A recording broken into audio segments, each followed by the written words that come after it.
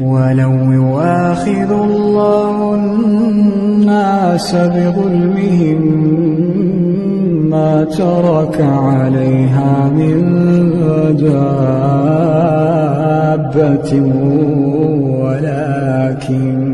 ولكن يؤخرهم إلى أجل مسمى فإذا جاء أجلهم لا يستأخرون ساعة ولا يستقدمون.